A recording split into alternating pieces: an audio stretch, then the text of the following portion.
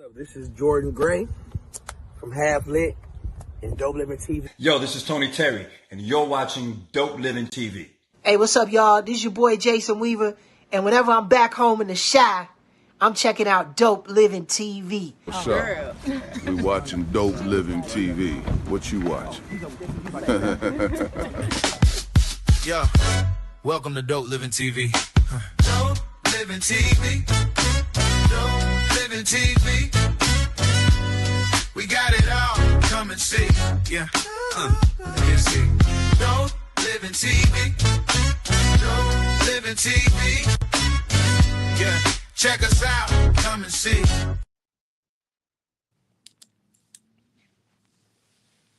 What's up? It's your boy Greg Gray. This is Dope Living TV Live. Let us start off by saying, as we always do with these 1,200 something shows that we have done, shut up, Gina. I see you grinning, okay? The views that are expressed on this Dope Living TV Live are not necessarily the views of Dope Living TV or its affiliates. What up, Gina? I wasn't laughing. Yeah. Hey, man, our theme, everybody, for this year is we winning. All right, that's our theme. We are winning. Everybody come on the show is winning. We are winning. How's your day been, sis? Oh, it's been busy all the time, but I'm here. Yeah, man. You gonna watch the president's speech or whatever he doing? No. Why not? It's must-see TV. 2 hours and repeating the same thing, that prices are down. This is the best that the U.S. has ever been, and how great it is. I've heard it all. I've heard it all. You already know. But when I go to the store, it don't match what he's saying. Mo got the sound effects over there. What's up, Mo? What's going on, fam? Everything's What's good. going on? Everything's good. Y'all know. So everybody, again, I can say this: if you bought tickets for the Sounds of Gospel, this is the last time I'm gonna say it too. I'm gonna give it too much more in. The Sounds of Gospel is not going to be going on right now, I guess. Contact the guy that's on the ticket, the phone number, and he's refunding money. He's giving it back this week. Make sure that you get your money back, and after that, y'all do what y'all want to do. Okay, I can't tell you what to do. It's been postponed. It's been post something. It's been post Malone. All right, Post Malone. Post Malone. Hey man, tonight we got a great show. My guy, this guy now. The way that I sit here and talk, the way that I move when I started and up to now, this guy literally taught me all of this, okay? We go way back. He was doing this before I was doing it, all right? Back in our hometown, everybody, you know, we all from Gary, but back in the hometown, man, everybody was trying to create an identity for themselves, right? You know what I mean? And you know, we didn't really know what we was doing, but this guy was already doing it, and I latched on to him, and it's been a friendship for a long time. Okay, not as long as me and Mo's, because me and Mo went to high school together, you know. But Yeah. just the same, it's been a knowledgeable relationship. His name is Victor Jackson. They call him Slick Vic. If you ever hear the phrase "blue lights in the basement," okay, he re-energized that, and he's look. I'm gonna let him tell the story. Everybody say what's up to my guy, Victor Jackson. What's up, bro? Hey, everybody. Hey, Welcome. hey, you got me now, Mo. It was Just hard, check but now, you got D-Word. me. Good. Yep. Good to see you, Gina. Okay, so the Same president. here. Something came on and said the president. He's on now, evidently. Okay, so we'll miss an hour. Good. All right. Oh no. No, we're doing our patriotic duty, but not Oh listening. no. But anyway, hey Vic, welcome to the show, bro. It's been a minute since number one. I seen you. You know what I'm saying? And you know, I just wanted to spread the love, man, and celebrate you, and thank you for what you did for me. Wow. Don't mention it. You I'll know, mention- hey, I got a whole hour to mention it. blessed people, blessed Mention people, it. you know. Blessed people, blessed Mention it. people, you know. Absolutely, man. So let's take it way back. Okay, now. Uh-oh, you're telling my age, man. Well, hey, you know, This was before I even started the dance show, guys. Okay, this man was doing. He was in radio. Okay, tell him about your what you were doing back then, man. Oh, okay. Let's go to the beginning. Let's go. I started off as a local DJ, Slick Vic with TT Productions, Tony the Tiger Productions, better known Anthony Howard. We all know his dad, who was the past chief of police, Tony Howard, Kobe Howard, his son, and he had an outfit called TT Productions, and some of the neighborhood guys, used to do different sets around the neighborhood, and he got popular, and I used to come and can I come and just carry the equipment or carry the records or right and just tag along. Right. I got a nice little voice. I used to sing a little bit, and people were like, "Man, you got a good voice, Vic. Man, you should keep doing this. Man, you should do it. You should do it." And so Ant would let me on, and I would have my little 30 seconds or 15 minutes of fame, as we call it. And I got better. We did something at it's called 529 Crystal Tower Disco. It was owned by Mr. Smith, Vernon Smith's brother. And it was a teenage dance club down on Fifth Avenue in Broadway. Yeah, I remember that. And he did a lot of stuff for IU Dons, and so we were one of the DJs to do it. And he said, "Vic, do you want to come and hang and tag and hang along? Since High Y is sponsoring it." And I was like, "Sure, no problem." And it was a success, and 529 blew up, one of the top double-decker clubs in Gary in the late 70s. And, I guess Slick Vic was born, Yeah. So. Way back in the 70s, yes. And I used to listen to, because you actually, and we were talking earlier, you actually were doing, as you were doing that, you were doing sports as well on the radio. Tell us about that. Okay, well, after the lights went out and everybody, went and started doing their own thing, I was hired in 1980 for the sports announcer for Lew Wallace. I was the first Black full-time public address announcer for Gary Lew Wallace under the late great Bill Kukoy. Coach Kukoy was the coach at the time. He retired in 80, and I used to be in the hallway and do my announcing thing, and now. And he looked back. He said, "You want to do that?" I said, "Yeah." Well, so happened that year. That was the year Lew Wallace Library burnt down, and the Gary Fire Department brought all the hoses through the gymnasium. Brought all the hoses through the gymnasium, and it warped the floor. Yeah. So in 1980, Lew Wallace had to play all their games on the road. And it was the final year of Coach Kukoy's tenure at Lew Wallace before Earl Smith took over in 1981. And he hired me, but I couldn't do any games because all the games were on the road.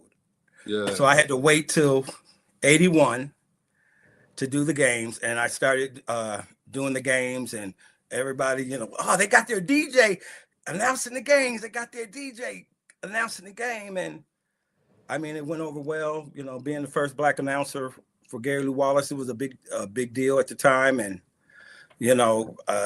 I got noticed by Tommy Williams, who was a sports director at WOTH at the time. And I also was entering Columbia College at the time, my freshman year. So he asked me would I like to come and do something with his sports show. He said, "I can only give you a little time, And I said, "I don't care, a minute, 30 seconds, whatever you could do to get me on the radio, since I'm already an intern here." And I'm at Columbia College and with some of the greats, you know, and we can get into that, you know, with some of the instructors that helped me and paved the way for me. But yeah, I started off, like I said, doing my internship in sports. You know, everybody known me for, you know, being a local DJ, 1980 Battle of the DJs winner, Tony the Tiger Productions with Jack and Jill organization. And from then on, we were in big demand and everything. And I was still catching the train, going to Columbia and doing my internship and making it happen. Everything just making it happen, you know. Just making it happen. That's what it's supposed to do, man. I mean, you know, we can't give up on our dreams ever, okay? And Moses, you were saying something? No. I'm listening. Yeah. So, we got that. We got the DJing. We got that you were interning there, and you know they used to call you. You said they used to call you the Minute Man. Minute Man, because you was over there. Hey, look, everybody, it ain't because of his sexual proclivity, okay? It was because he was on the air for a minute. For 1 minute, you know, 60 seconds. Let's say it like that. The 60-second man. Yeah. And whatever story he had me to do, I would go in there and write my story out and come on the air, and then he would, you know, do the segue, as we say in radio. Yeah. He would segue me and be like, and now, you know, here's Victor Jackson with his sports report. And, you know, I'm shaking like a leaf. And, you know, that's how I started in sports. And like I said, just having the talent to do, you know, more than one thing, I think was the catalyst of me, I guess, getting to where I am now and being able to help people and, you know, do what I do. And so I always tell people, you know, versatility is something that we all need to do in whatever we do. Don't be a one-sided coin. Yeah, one dimension. I think, you know, I hate it one-dimensional, and people always say, "Oh, you're a DJ. Oh, you're the DJ. You're a DJ." It's like, I'm a broadcaster. I'm a radio broadcaster. I have radio broadcasting training. I started in the mud. You know. Personality.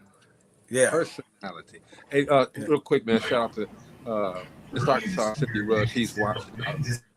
She's in Arkansas, okay, but you know, comedian friend of ours for a long time. Miss Arkansas, we got to get you back on here and talk to you too, okay? Thanks for tuning in. Good to see you. I know you've been busy. Let's move up a little bit, Vic, because you know, I heard you on the radio, and you walked into, and it seemed like everybody in Gary wanted to use numbers, okay? Because he was 520. What was it? 525. 529 Crystal Tower Disco. 529. Okay, and I'm over there at 925 Kentucky. All right. So, I walked in there though, and he was in there, and I'm like, okay, cool. And we talked, and he started telling me some things, because at that time I was doing a dance show. I think that was when I met you, right? When we were doing a dance show, correct? Well, you were.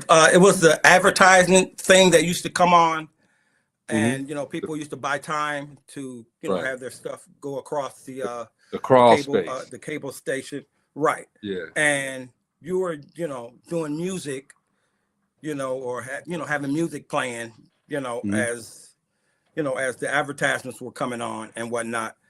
And then I guess you were doing the video show in the background, but you couldn't see what was going on. All you could see was the video.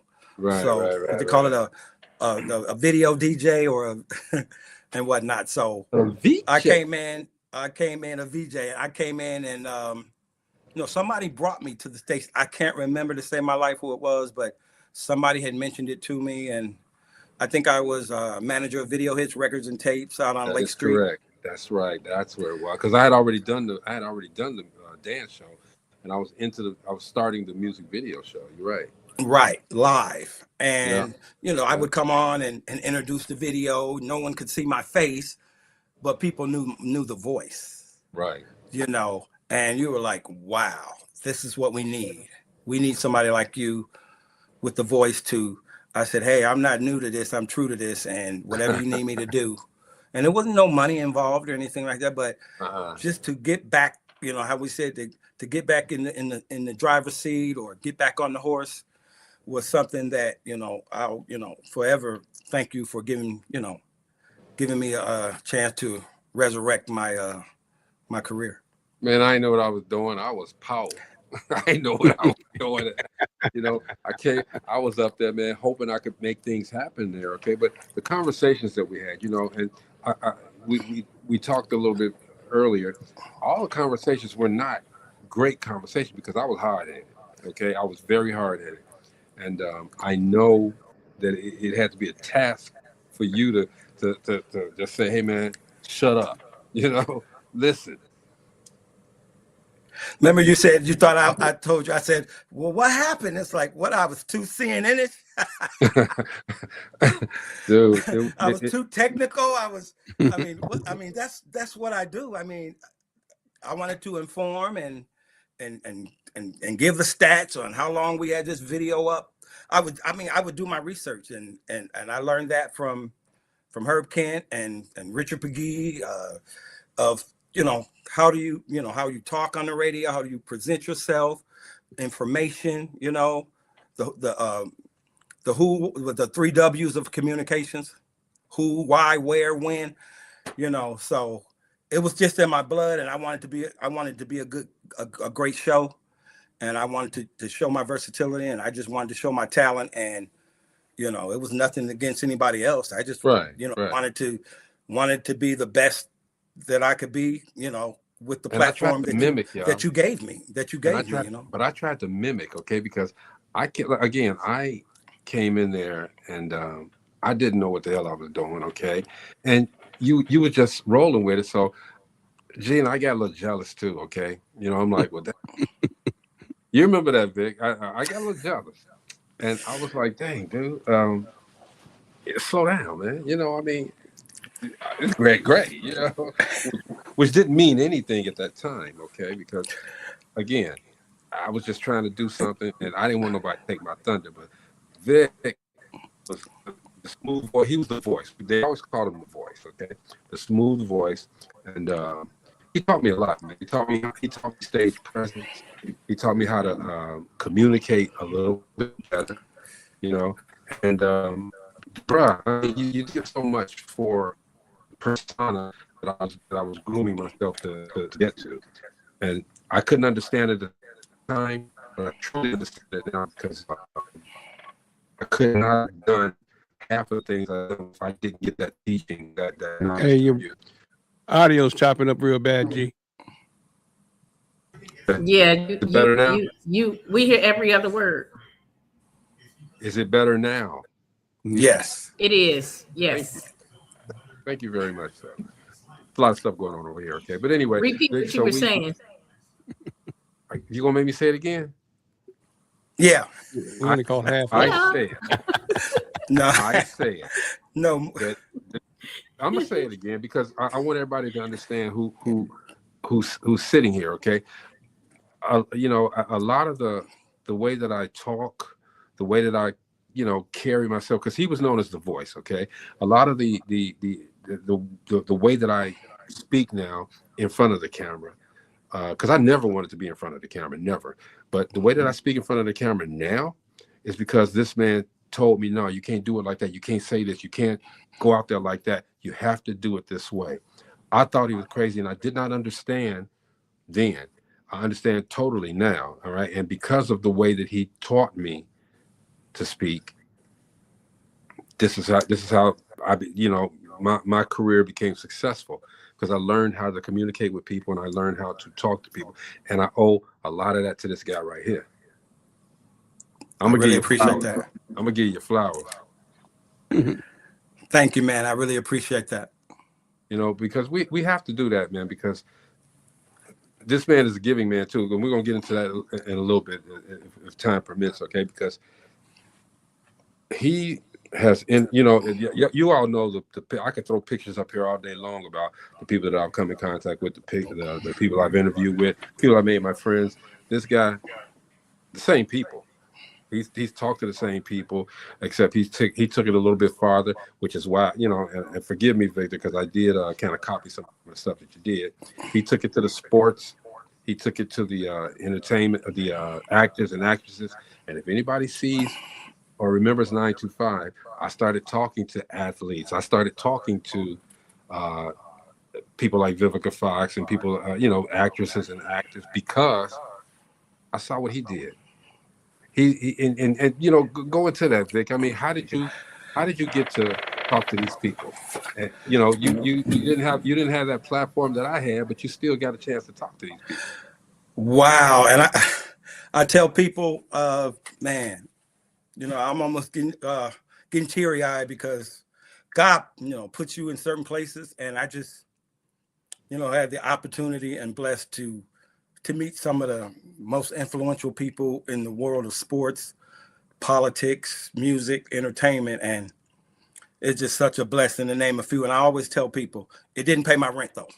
Meeting these people didn't pay my rent, but it gave me a wealth of knowledge and a wealth of information that some people will probably never get.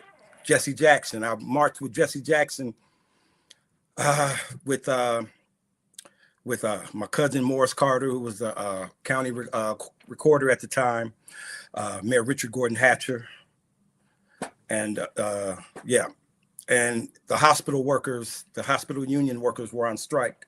I was living in Minnesota, and my sister Mary Jackson was a worker at the hospital, and I was on my way back to Minnesota for 4th of July weekend. And after 4th of July weekend, and I was like, "When's Jesse coming?"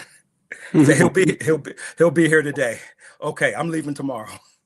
So I went down to the little park right there by McDonald's, and we all were together, and we marched to the administration building hand in hand, and I was locked arms with Jesse Jackson and Mayor Richard Gordon Hatcher and my cousin Morris Carter. And sometimes it's just luck to be at the right time, right place at the right time, or getting the information to say, "Hey, I'm gonna be there."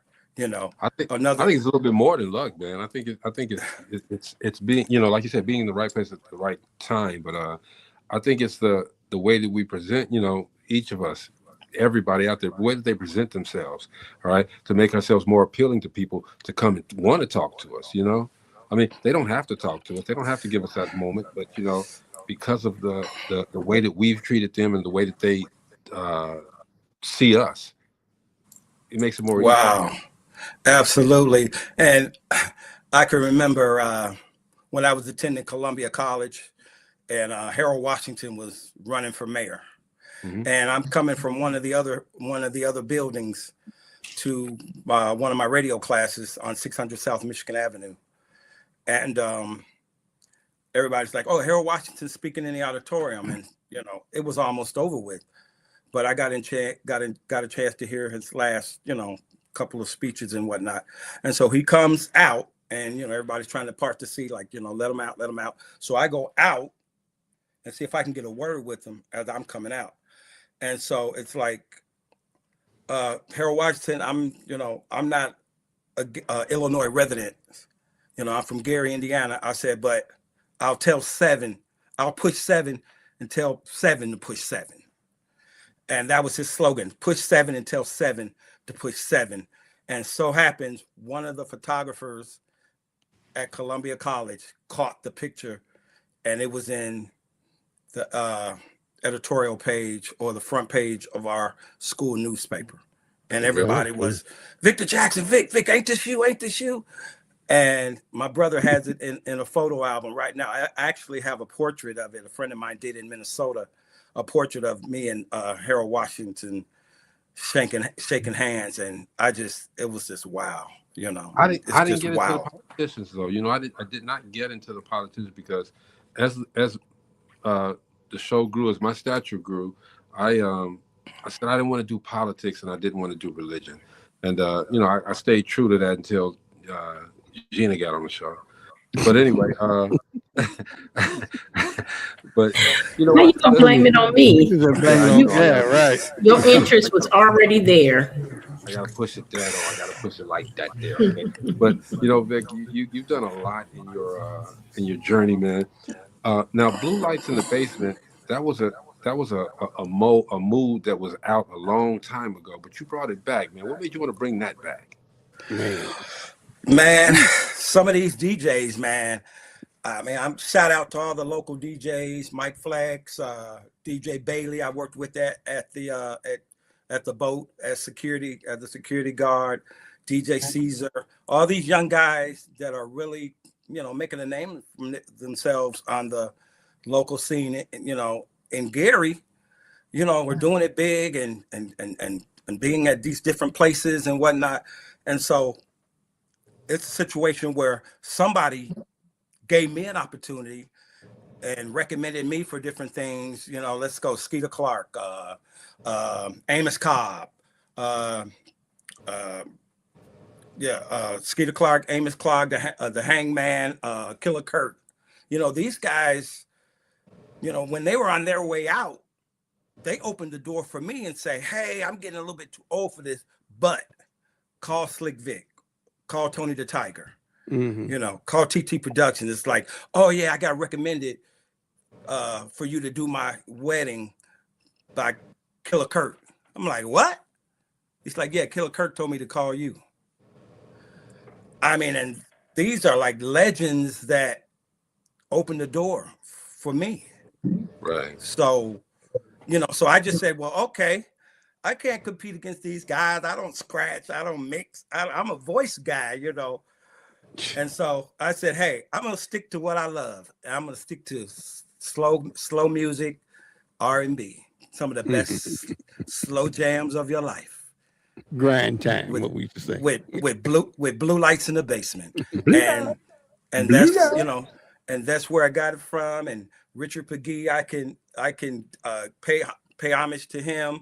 One of my instructors at Columbia College, Herb Kent, the cool gent, one of my instructors at Columbia College, a mentor of mine that I think everybody knows and loves for starting Screaming Wheels, Frank Alexander, WMPP, and I was one of the original DJs for the New Time Machine. Disco. I was one of the originals, DJs. From back in the day, Dog and them, and Jimmy Buck and Mac, Underdog, Dollar Bill,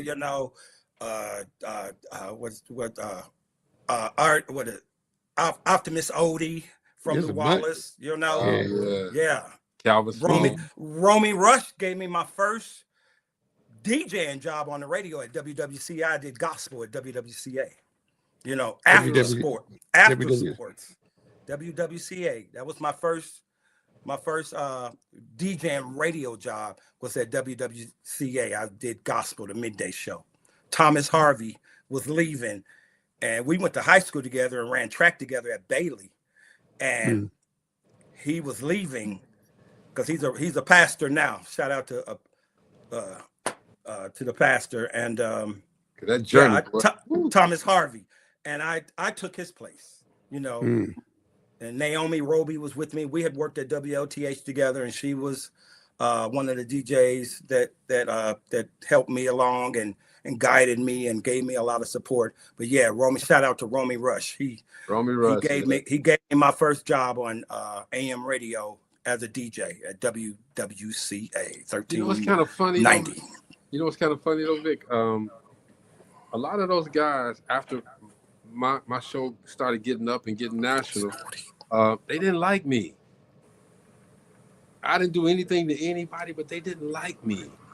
And I couldn't figure it out and I spoke to Romy, and Romy was like, because you left. I'm like, but we gotta sometime leave to get better, but that don't mean that we don't still love our city. You know what I'm saying? Right.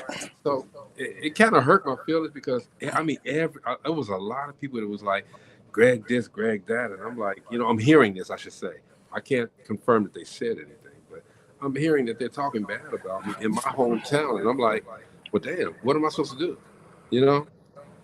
But that's neither here nor there. That's you brought back a whole bunch of stuff. Screaming Wheels, Roller Ring. Gina can't skate. She never could. All right. But I can skate, man. You crazy, and I still can. Gina, come on now. I still can skate. Man, look, Slick Vic, Gina go around the skate rink, sound like somebody shooting. Okay. Nah, I skate with the kids. I got grandkids. Sorry, but I'm out there on the floor. Duck. It's Gangsta Gina. Duck. No,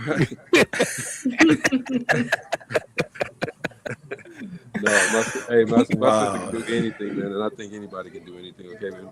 You know, we were talking with Slick Vic. Everybody, he's I call him a personality legend from the city of Gary, man, doing this thing. And right now, he's getting ready to revive Blue Lights in the Basement, getting it back on and making it a vibe and getting ready to take it now. And Are you gonna do that on a radio station? You just gonna do it through the internet? Well, me and Donna Lig Biggs of Dope Yeah, she's part of Dope Living. Biggs Radio. We're in discussion. You know, so yeah. And if not, if she doesn't do it, I mean, it's going to happen anyway. Okay, I guarantee it's going to happen. All right, right. Because I mean, you got so many different avenues. My whole thing is right now is payment of the artist.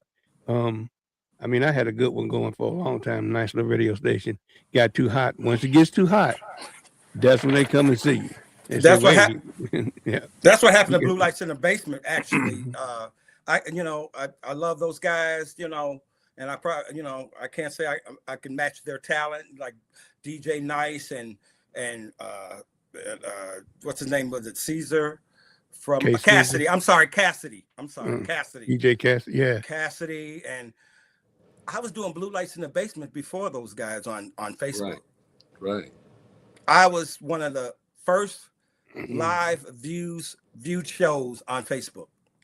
But then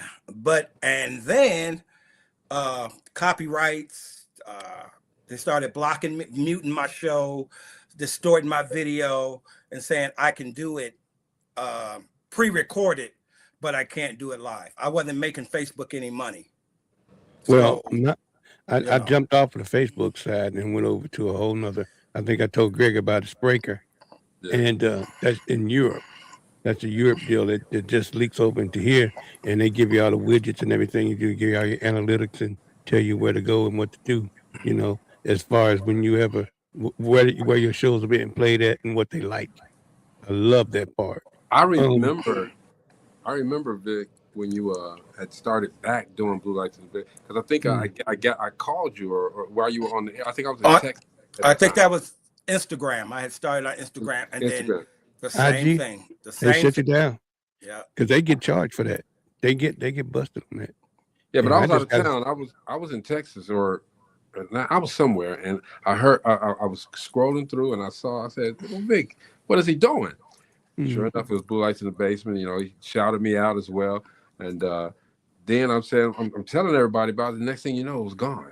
All right. How important, man, is it to you that they let you do what you got to do and just leave me alone? It's very important, but like Mo was saying, that when you start getting too many viewers, or when you start getting hot, or you start getting recognized, it's a whole new ball of wax. I was getting calls from people on vacation in Africa, people in California that I had met and made friends with, and people all over Chicago and Kentucky and Minnesota, places I've lived. And it was like, man, when are you going to bring Blue Lights in the Basement back? People would wake up to catch Blue Lights in the Basement at 12 o'clock every Saturday, cleaning the house. Hey, Vic, I'm cleaning the house, listening to Blue Lights in the Basement, the best music of your life. And it was overwhelming, and it was nice. I gave away, out of my own pocket, I gave away gift cards. I gave away CDs, mailed it right to them and whatnot. And, I had a producer that was taking all the information down and giving me messages on the side, and it was great, man. It was great, but. And then they cut it. I wasn't making any money, but. No. It was crazy. People still asking me. Yeah. And you know what? Go ahead, Mo. No, that cease and desist is a mug because they first they send you, they give you a warning to your email, and then they cut you off, and that's what happened to me. You know, and Brunswick Records is out of Europe, and you know they do a lot of the Constellation albums, the Jacksons and whatnot. Brunswick Records don't even exist anymore, but you know what they do? They collect royalties from artists. Yep.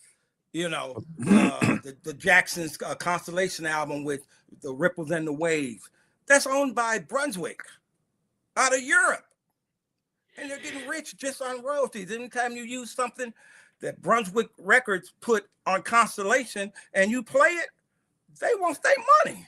They want that spend money. They want their money, and it's crazy.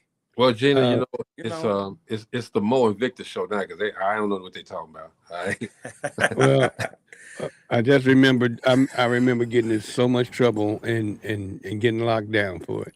And you know, the thing about it is, if somebody was out there doing it straight, you know, going through a radio station or going through, you know, a broadband station, either one, you know, celestial or broadband, I think it'll be a smashing success. I know it would be a smashing success because it's not just us. There's a lot of people aching for R&B. You know, we had this conversation the other day about, you know, people aching for R&B and a lot of these artists coming up right now. I shot a couple of them the other day over for them to listen to the newer R&B artists. They're here, but ain't nobody playing them. So Vic, talk about that, okay? Because you've been doing this for a while, same as Mo. Mo's been promoting and putting these people on stages. You've been playing their music, okay? But how different is it now for you to get your message told? You know, these things have changed so much. How's the change been for you? Wow. It's like you said, it's a situation where, you know, you got to be creative. You got to be different, and don't be afraid to just jump in there and do what you got to do. You know, I mean, I put music on my story on Facebook, and I get more views and stuff from my story by, you know, introducing new music. And that's how you do it. Non-followers, followers, that people just, you know, hear my music and see that I'm still, you know, doing my thing in some sort of capacity and give me credit for it and whatnot. But like I said, it's a hard business. And if you're trying to do it for a living, you better have a part-time job because I've had to. I got a full-time job. Right. I'm retired now, but I've gotten out of radio so many times, and my mom would always say, "You putting your career on the back burner." They said, "Mama, I got bills to pay."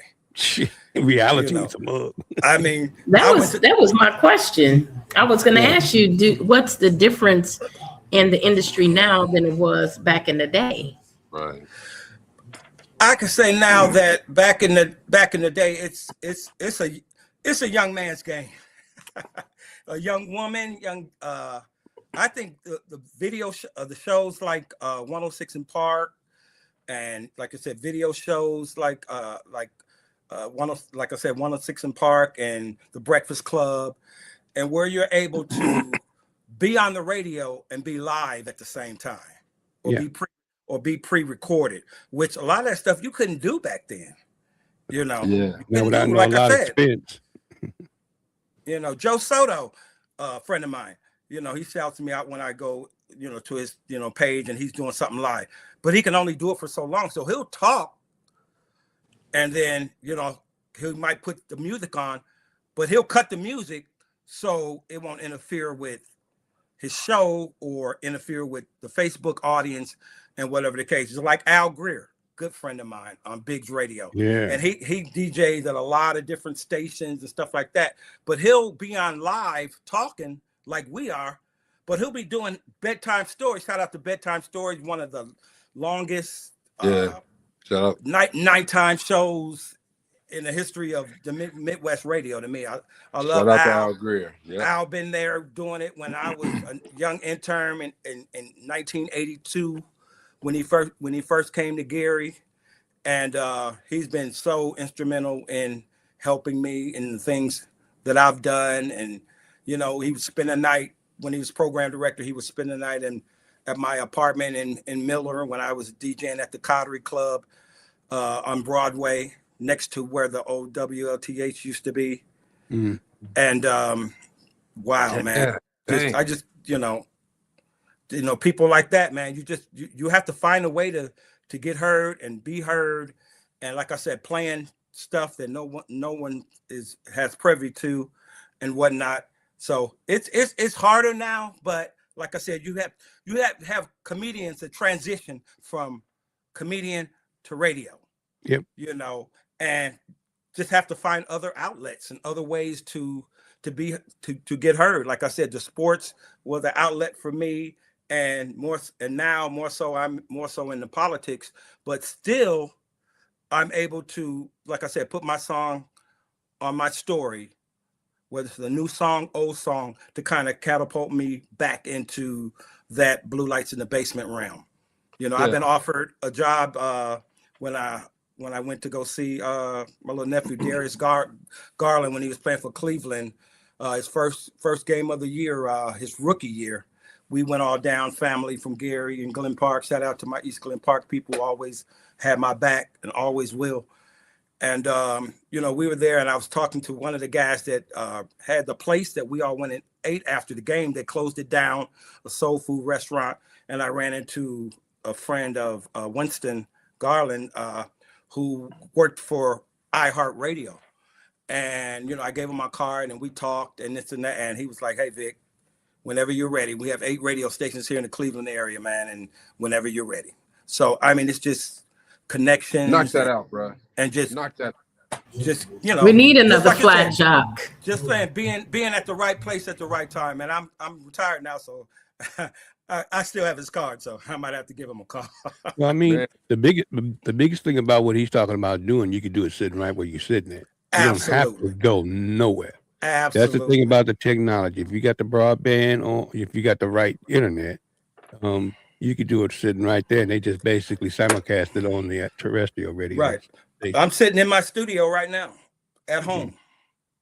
So look, Vic, so there's a lot of people out there. Now, you went to Columbia College, you went up there, and I know because I remember the stories. Common was going there, and a few other people were going there at the same time you were going there. Again, to Gina's point, everything's changed. How do you get those network opportunities now? I mean, because everything's so fast now. If you got to catch up. How do you as a and no offense, an old school DJ, old school personality, catch up with these youngsters? Sometimes you have to go. Or do you need to? Sometimes you just have to go in the back door. I'm very versatile. I can do character voices. I can do sports. I can do news. I can do whatever comes out of my voice. If I have the paper in front of me and they told me that, hey, we need a character for this cartoon. Voiceovers. How do you want me to sound? Well, we need this. Then I'll get to doing different voices and stuff like that. It's just being versatile. It's just being versatile. And that's what I always said that kind of set me out or, made me, different from other people was my versatility. I wasn't just a DJ. I was a broadcaster. Well, and it's nothing you can't do with your voice, That's true. It's so many things you can do with your voice now because of technology. I mean, Absolutely. AI has got us going all kind of ways right now. And they're talking about AI is taking over and doing all these. Let me tell you something about AI. Like I told this one fella, I said, somebody got to fix it. If you don't want to compete, then go fix the stuff. But if you want to compete, then get in there and learn the technology. Because the technology is what I think, to me, since we have the old school background, the new stuff would be old again. What you've learned in your life, ain't here now. They don't know that. So basically you get a chance to teach history about what you did. So you get a chance to a whole nother generation to punch what we did over again. So and for them to learn, because they get a chance to learn the history of being a personality. And it just sometimes takes like you said, being at the right place at the right time.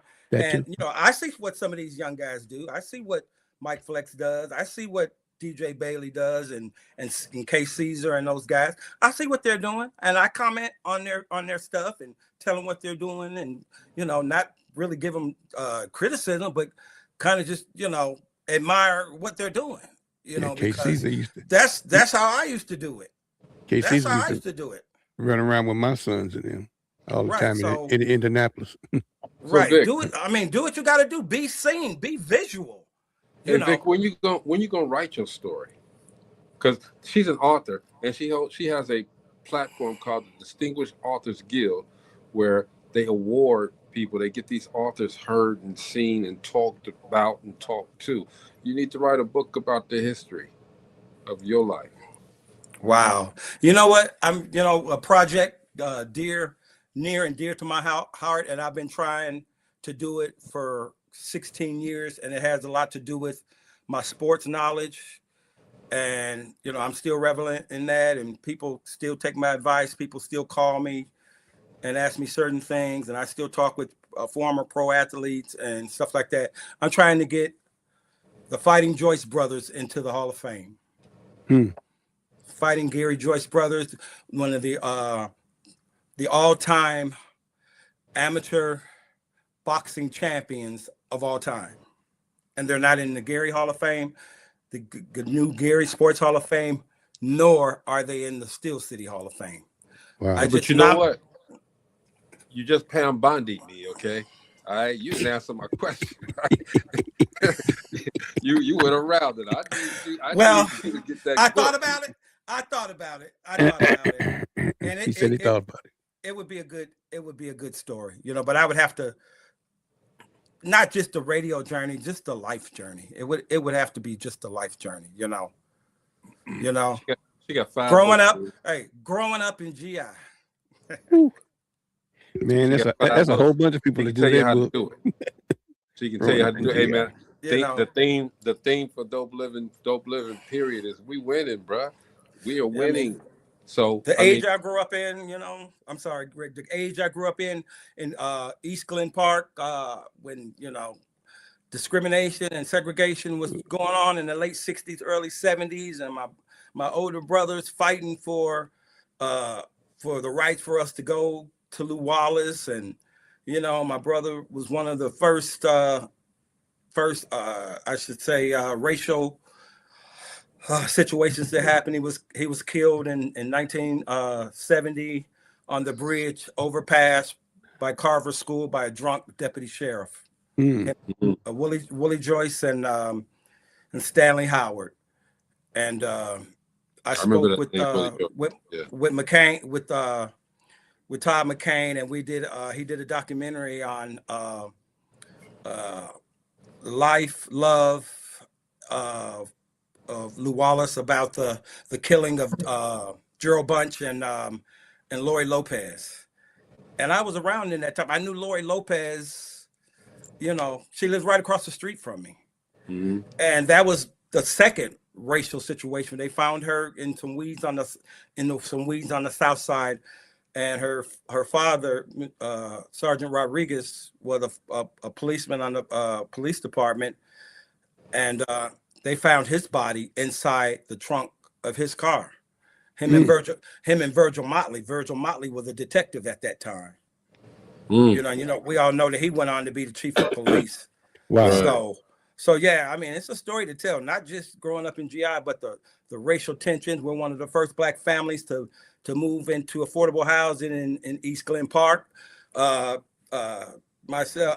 the McClendon, Johnny McClendon and Maxine McClendon, they integrated Little League Baseball in East Glen Park. That don't get talked about enough. April McClendon, or one of McClendon's daughters, we petitioned to get MLK bus that runs 15th Avenue and comes down 35th and drops you off at Ivy Tech and drops you off at the Career Center and drops you off and takes you all the way to the Village. April McClendon was one of the people that spearheaded that to get us to get a bus in East Glen, from Broadway to from King Drive to the Village, where we used to have to walk to go to Dairy Queen. So I got a story to tell. Believe me. That's some memories, man. A long time ago. Okay, could talk about that all day long. But man, you know what? Wanted you to come on, man, because I wanted to first of all thank you for all that you did for my journey. It's appreciated, and you know I'm always there for you. And number two, man, let you know that giving you your flowers. You are Black History, bro. This is Black History Month, and I wanted to get you in here before the month was gone, so we could celebrate you. You are Black History, man. You've done a lot for not just me, but for a lot of people, and you need to be recognized. You need your flowers, and that's what we did today, was give you your flowers, bruh. And if there's anything that you could tell people, man, to inspire them, people that want to do that, what you do, what Mo does, what would it be? Don't let anybody tell you you can't do it. Do whatever you need to do. Do whatever you want to do. Don't let anyone tell you no. Do what you got to do. Get in the mic, get in the mirror. You got young girls that be in the mirror, singing with the brush and think they'll never make it. Or you got people imitating, I used to imitate Jim Rags and imitate Purvis Spann, the All Night Blues Man, and Frank Alexander and Screaming Wheels, Disco Roller. Right. Richard Pegee and Herb Kent, the Cool Gent. I used to imitate those people and try to be like them, and then to go to Columbia and have Herb Kent as my instructor, and Richard Pegee. I end my show with his song, Stay a While with Me. And it's just a testament to what they did for me, right. And like I said, the legacy lives on. And like I said, that's why I shouted out the local DJs that are doing such a good job in Gary. And you got to be out there. You got to get your name out there. You got to be wanted. People got to seek you out and whatnot. People still call me and want me to, but hey, I got back problems. I'm on disability for my back, but I do a little bit, but it's hard that breaking my studio down and taking it down the stairs and going to the garage and loading it up and coming down that highway. So I'd rather take pictures than DJ. People say, "What do you want to do, Vic? You want to DJ or you want to take pictures?" I'll take pictures. Do that too. So, create another leg for your legacy, man. Right. It's a beautiful thing, man. Gotta stay relevant. You gotta eat. It's true. We win. The bills don't pay themselves. You gotta keep going. We win, man. Thank you so much for coming through. And bro, I'm always gonna be there for you, just like you've always been there for me. Okay, we've talked on and off throughout all of these years. Okay, more so these past 3 or 4 years than before, and it's always a good conversation, man. He's always leaving me with some gems, and man, I just want you to know, thank you for everything that you did for me. I was in tears, man, when you got your award, man. You deserve it, man. Regardless of what we went through and how it ended. My term ended on 925 Network, man. But I'll never forget what you did for me in that light, man. Putting me back, putting me on TV, man, making me relevant. I really appreciate that. And I appreciate you, brother. Well, what you got, man? Man, like we always say here, if you love what you do, come on, Vic. Come on, man. Come on, man. You family, bro. We always gonna have each other, bro. Go ahead, bro. I'm sorry. If you love what you do, you'll never work a day in your life. And I took that to heart, and I always tell anybody that. Find something that you enjoy doing. You do it for damn near free. Like you was talking about earlier. They ain't paying the bills, but you kept doing it. You know what I mean? And that's with anything, and not just music. I mean, I love this music just as much as you do, but I know a light bill gonna come, a gas bill gonna come. Kids need things. Well, I ain't got no kids no more, but I want to get things. You got to stick with it. A good 401k plan helps too, and stock. That too. Yes, sir. Yes, sir. What you got, Gina? Man, DJs bring music to our hearts. I sometimes scroll on the internet and I'll run across one of those, what you call them, video DJs, and I stop and listen because I'm telling you, they rock your phone, okay? Yeah, but you know, And so, sometimes they get a lot of good ones and got yacked off too. They done got shut down. man, 'Cause I used to do the same thing, Gina.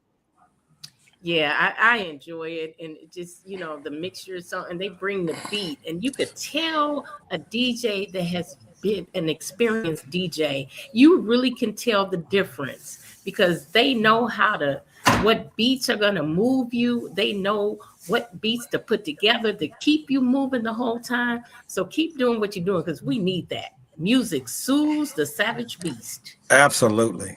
And I'm a beast, okay? Bobby Strickland says, she says, great show. She enjoyed the wisdom of Victor Jackson. Lenita Charleston says, great guest, wonderful show. I mean, man, Yes, you know, thank you. We go all over this country, man, outside of this country, man. And you just got from two people, man, that just said they enjoyed the wisdom, bro. So thank you. Take this moment, man. Take these flowers that we're giving you, man, and keep growing, keep planting them, and give it to others just like you've given it to me, man. Okay, I appreciate it, bro. Thank you so much. Love you guys. No doubt. We love you as well, man. It's Dope Living TV Live, man. We got to get out of here. But before we do, again, this lady over, I can't do it this one. She is, I was, the wrong way. She spearheads the Distinguished Authors Guild, okay? If you got books, make sure that you start submitting these books, okay? So you can have a seat in the auditorium and hear your name being read off as the best fiction writer, the best children's book. And you look, this is not an ordinary award show. It's word of mouth. She actually gives away awards and a scholarship for a couple of students that are in college to help them out, all right? And then the best part about everything is the networking. You get a chance to network and learn just in that moment how to get your book out there, okay? There's a lot of people that have gone through, in these 7 years that the Distinguished Authors Guild has been up, a lot of people have gone through and created some wonderful, wonderful projects and wonderful, wonderful journeys just from coming through the Distinguished Authors Guild. So make sure that you get in tune with that, all right? Write that book, finish it up, okay? Also, don't forget the Relationship Roundtable is coming back, all right? We are going to be at the Loft of Deke in Gary, Indiana, Saturday, March the 21st, 2 o'clock in the afternoon. Just like you see every Monday on the Relationship Roundtable, we're doing it live, all right? It gets a little bit different when you're doing it live as opposed to doing it here on television. So come through. It's gonna be a vibe. I promise you. All right. They got food there. You got to purchase the food. And they got liquor. So come through, hang out, ask your questions. Be ready to ask questions. There's going to be limited seating, okay? Because the place holds about 400. All right, but we want to make sure that everybody is comfortable. So we're probably going to scale it down this first one. So come through, hang out, okay? Hey, man, look, Gina's going to help me with this. My book is called Peace and Power. It's the Black Man's Guide to Balance in Life, Love, and Business.